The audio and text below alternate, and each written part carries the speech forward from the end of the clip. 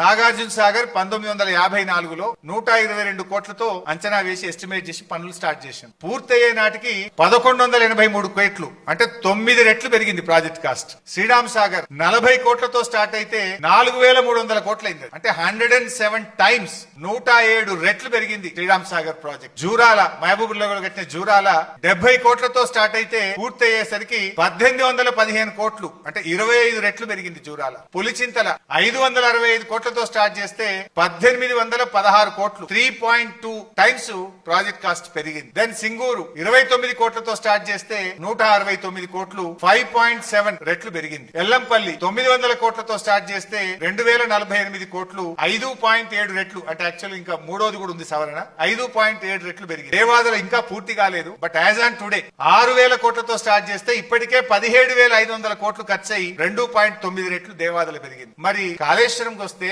80,000 కోట్లతో DPR approval అయింది. BRS ప్రభుత్వం దిగిపోయే నాటికి అయిన ఖర్చు 94,000 కోట్లు మాత్రమే. 80,000 కోట్లతో ప్రాజెక్ట్ రూపకల్పన జరిగింది. అది 3rd టీఎంసీ కూడా కలిపితే 1,27,000 కోట్లు ప్రాజెక్ట్ కాస్ట్ మనం ఫైనల్ కాస్ట్ వచ్చింది. అసలు ఈ దేశంలో ఈ రాష్ట్రంలో అతి తక్కువ పెరిగిన ప్రాజెక్ట్ కాస్ట్ తో పూర్తి చేసిన project that is one and only project Kaleshwaram project.